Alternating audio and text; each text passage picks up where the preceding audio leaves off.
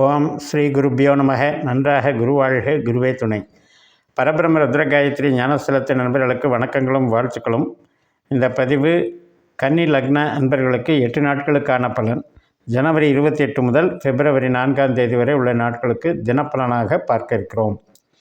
ஜனவரி 28 செவ்வாய்க்கிழமை, உத்திராடம் நட்சத்திரம், தனுசு ராசியில் முதல் பாதம் காலையில் 8:58க்கு தொடங்கி மகர ராசிக்கு சந்திரன் மதியம் 2:51க்கு மாறுகிறாரு. 3 பாதங்கள் மகர ராசியில் உத்திராட நட்சத்திரமாக இருக்குது. அப்போ சூரியனை போல் இன்றைக்கி பலன் நமக்கு கிடைக்கும். சூரியன் மகர ராசியில் தான் இருக்கார். சந்திர நட்சத்திரத்திலும் குருவனுடைய உபநட்சத்திரத்திலும் இருக்கார். புதன் கிரகமும் கூட உத்திராட நட்சத்திரத்தில் இருக்குது. அப்போ சூரியன் புதன் சேர்ந்து நிபுண யோகத்தை கொடுக்குறாரு. அதே நேரத்தில் சூரியன் புதன் சேர்க்கை பலனை தருவதோடு நமக்கு குருவனுடைய உபநட்சத்திரத்தினுடைய பலனையும் தர்றாரு. குரு நமக்கு 9ஆம் இடத்துல இருக்கிறதுனால இன்றைக்கி தெய்வ அனுகூலம், நல்ல எண்ணங்கள், சுப நிகழ்ச்சிகளுக்கான தருணங்கள், நம்முடைய மூளை உழைப்பு சார்ந்த அனைத்து வகையிலும் வெற்றி, மகிழ்ச்சி, குழந்தை பிறப்பு, திருமணம், மூத்த சகோதர சகோதரி வகை, பூர்வீக சம்பந்தப்பட்டது, குலதெய்வ சம்பந்தப்பட்டது, எல்லா விதத்திலையும் அனுகிரகத்தை தரக்கூடிய நல்ல நாளாக எடுத்துக்கலாம்.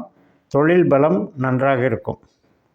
ஜனவரி 29 புதன்கிழமை, திருவோணம் நட்சத்திரம், சந்திரனுடைய நட்சத்திரத்தில் சந்திரனே போகிறார். அப்போ குரு 9ஆம் இடத்துல சந்திரனுடைய ரோகிணி நட்சத்திரத்தில் இருக்கார். சூரியனும் திருவோண நட்சத்திரத்தில், சூரியன் சந்திரன் சேர்க்கை அமாவாசை யோகத்தை கொடுக்கறது. குருவினுடைய பார்வை, குருவினுடைய ஒரு சுப விளைவு சூரிய சந்திரர்களுக்கு ஏற்படுவது நல்ல ஒரு அமைப்பை கொடுக்கும். இப்போ நமக்கு தாய் தந்தை, குடும்ப உறவு, முன்னோர்கள் அனுகிரகம், கோவில் வழிபாடு, ஏதாவது ஒரு கோயிலுக்கு இன்றைக்கி போயிட்டு வர்றது சிறப்பு. திருவோண நட்சத்திரங்கிறது கோயில் இடமாக வருது, குறியீடு. அதனால் கோயிலுக்கு போயிட்டு வர்றது சிறப்பு. அதுலேயும் அம்மன் வழிபாடுகள் மிக மிக சிறப்பு. சூரியனும் நல்ல பலத்தோடு இருக்கிறதுனால நமக்கு எல்லா விதமான நம்மளுடைய குறிக்கோள்கள் நிறைவேறக்கூடிய வகையில் நாம் திட்டங்களை செயல்படுத்தலாம், நன்மை பெறலாம்.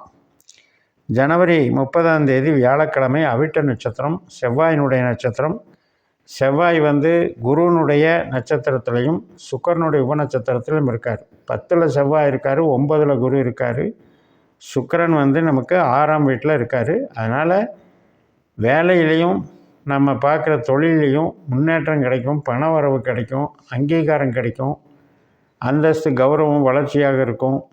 நமக்கு எல்லாவித வகையிலும் வெற்றி கிடைக்கும். இப்போ ஒரு வழக்கு நடந்தது அப்படின்னா அதில் நமக்கு இன்றைக்கி நடக்கக்கூடிய நிகழ்வுகள் வெற்றி தரக்கூடியதாக இருக்கும். அதே போல் ஒரு கடன் எதிர்பார்த்திருக்கிறது கிடைக்கும். எதிரிகள், நம்ம வெல்ல நினைக்கக்கூடிய எதிரிகளை நாம் எதிர்கொண்டு ஜெயிக்கிறதுக்கு உண்டான நாளாக அமைகிறது. ஜனவரி 31ஆம் தேதி வெள்ளிக்கிழமை, சதயம் நட்சத்திரம், 6ஆம் வீட்டில் கும்பராசியில் சந்திரன் ராகுனுடைய நட்சத்திரத்தில் போகிறார். இப்போ இந்த ராகு நமக்கு 7ஆம் வீட்டில் சனியினுடைய நட்சத்திரத்தில் இருக்கார். சனியினுடைய உபநட்சத்திரத்தில் இருக்கார். கேதுவனுடைய அந்தரத்தில் இருக்கார். அப்போ இன்றைக்கி ஒரு கணவன் மனைவி உறவு சார்ந்த விஷயத்தில் கொஞ்சம் நாசூக்காக போய்க்கணும். ஏதாவது ஒரு நிகழ்வு அது மாதிரி நடக்கும். இல்லைன்னா கஸ்டமர்கிட்ட ஏதாவது ஒரு வாக்குவாதம். பட் தொழிலுக்கு நல்லா இருக்குது, பண வரவுக்கு நல்லா இருக்குது, வேலைக்கும் அங்கீகாரத்துக்கும் நல்லாயிருக்கு. பிப்ரவரி 1ஆம் தேதி சனிக்கிழமை, பூரட்டாதி நட்சத்திரம். இந்த பூரட்டாதி நட்சத்திரத்தில் தான் சனி பகவான் இருக்கிறார். அப்போ சனி சந்திரன் சேர்க்கை பலனை கொடுக்குறாங்க. அப்போ சந்திரன் சனி அப்படிங்கும்போதே 6ஆம் இடம் அப்படிங்கும்போதே நமக்கு சேர்க்கை பலன் அப்படின்னு எடுத்துக்கும்போது உழைப்புக்கு அதிகமாக இருக்கும். அந்த உழைப்பில் கொஞ்சம் மனசு சஞ்சலங்கள் இருக்கும். அதே நேரத்தில் இந்த பூரட்டாதிங்கிறது குருவனுடைய நட்சத்திரம். குரு நமக்கு 9ஆம் வீட்டில் சந்திரனாகவும் சனியினுடைய உபநட்சத்திரத்திலும் இருக்கிறதுனால இன்றைக்கி மாற்றம், நமக்கு விரும்பக்கூடிய மாற்றம், நம்மளுடைய மேலதிகாரிகள் நமக்கு கொடுக்கக்கூடிய மாற்றம் அல்லது ஒரு கூடுதல் பொறுப்பு, இதனால் நமக்கு ஒரு அங்கீகாரம் கிடைக்கும், ஒரு சிறப்பு கிடைக்கும். அதனால் எதிர்பார்க்கிற விதத்தில் தொழிலுக்கும் நம்மளுடைய வேலைக்கும் நல்ல மதிப்பு கொடுக்கக்கூடிய வகையில் அமையும். அதே மாதிரி இறையருள் கிடைக்கும், தெய்வ அனுகூலம் கிடைக்கும். பூர்வீக சம்மந்தப்பட்ட காரியங்கள், மேல் படிப்பு சம்மந்தப்பட்ட காரியங்கள், எக்ஸாம் எழுதுறது சம்மந்தப்பட்ட காரியங்கள் எல்லாம் வெற்றி கிடைக்கும். பிப்ரவரி 2ஆம் தேதி ஞாயிற்றுக்கிழமை, உத்திரட்டாதி நட்சத்திரம், சந்திரன் சனியினுடைய நட்சத்திரத்தில் 7ஆம் இடத்துல போகிறாரு. இதே உத்திரட்டாதி நட்சத்திரத்தில் தான் ராகு இருக்கார். அப்போ ராகு சந்திரன் சேர்க்கை பலனை கொடுக்குறாங்க.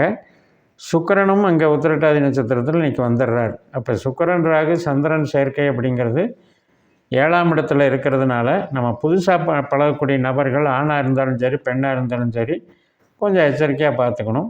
ஏன்னா ராகு சுக்கிரன் பிரம்மாண்டத்தை இது பண்ணுவார், நம்பக்கூடாததை நம்ப வைப்பார். ஆனால் அதே நேரத்தில் டெக்னிக்கலாக நல்லது பண்ணுவார். இப்போ ஒரு ப்ராஜெக்ட் இருக்குது, ஒரு கான்ட்ராக்ட் இருக்குது, அதுக்கெல்லாம் வந்து ஒரு பெரிய பிரம்மாண்டமான கான்ட்ராக்ட் கொடுப்பாரு. அதுக்கான திறமைகளையும் தொடர்புகளை ஏற்படுத்துவார். அதுக்கான நபர்கள் நமக்கு கிடைப்பாங்க. அப்போ இந்த அன்னைக்கு உத்திரட்டாதி நட்சத்திரத்தினுடைய அதிபதி யார்? சனி கிரகம். அப்போ இந்த சனி வந்து குருவனுடைய நட்சத்திரத்திலையும் சனியினுடைய உபநட்சத்திரத்திலுமே இருக்கிறதுனால நமக்கு இன்றைக்கி வேலையில் வெற்றி கிடைக்கும். நமக்கு எந்த ஒரு போட்டி பந்தயத்திலையும் ஜெயிக்கக்கூடிய அமைப்பு கிடைக்கும். பணவரவு நல்லாயிருக்கும். தொழில் பலம் கூடுதலாக இருக்கும். கணவன் மனைவி உறவு மட்டும் கொஞ்சம் பார்த்துக்கணும். பிப்ரவரி 3ஆம் தேதி திங்கட்கிழமை ரேவதி நட்சத்திரம், புதனுடைய நட்சத்திரம். புதன் வந்து சந்திரனுடைய திருவோண நட்சத்திரத்தில் மகர ராசியில் இருக்கார், சனியினுடைய உபநட்சத்திரத்தில் இருக்கார். அதனால் இன்றைக்கும் வந்து நம்முடைய புதிய செயல் திட்டங்களெல்லாம் வெற்றி பெறும். ஏன்னா நம்ம லக்னாதிபதியே புதன். ஆனால் சந்திரன் வந்து புதனுடைய நட்சத்திரத்தில் 7ல் இருக்கும்போது புதன் வந்து சந்திரனுடைய நட்சத்திரத்தில் 5ல் இருக்கிறதுனால இந்த 2 பேருக்கும் கொஞ்சம் ஆகாது, புதனுக்கும் சந்திரனுக்கும் ஆகாது. அதனால் ஒரு பிரியமான நபர்கள்கிட்ட பழகும்போது ஏற்படக்கூடிய ஒரு சங்கடங்கள் அல்லது ஒரு வெறுப்பு மாறி மாறி நடக்கும். ஏன்னா புதனுக்கும் சந்திரனுக்கும் கொஞ்சம் ஈகோ இருக்கும். அதனால் நம்ம பிரியமானவங்ககிட்ட, பாசமானவங்ககிட்ட, குழந்தைங்கிட்டையாக இருந்தாலும் சரி, மனைவியாக இருந்தாலும் சரி, விரும்பத்தக்க நபர்களாக இருந்தாலும் சரி, கொஞ்சம் வந்து இன்றைக்கி ஒரு குழப்பமான மனநிலையில் பழக வேண்டி இருக்கும். அதில் வந்து கொஞ்சம் விட்டு கொடுத்து போகிறது அல்லது முடிஞ்சால் கான்டாக்டை கம்மி பண்ணிக்கிறது நல்லதாக இருக்கும்.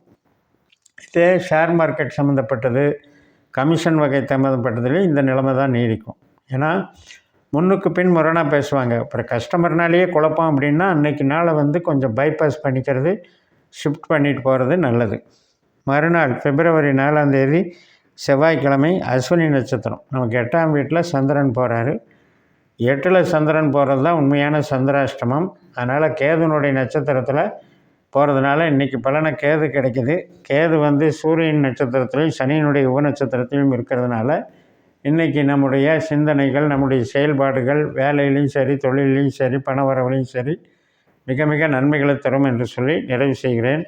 இந்த சேனலை சப்ஸ்கிரைப் பண்ணுங்கள், ஷேர் பண்ணுங்கள். உங்கள் தனிப்பட்ட ஜாதக பலாபலன்களை என்னுடைய வாட்ஸ்அப் நம்பரில் தொடர்பு கொண்டு பலன் பெறுங்கள். உங்களிடமிருந்து விடைபெறுகிறேன். உங்கள் ஜெயம்எஸ். நன்றி, வணக்கம்.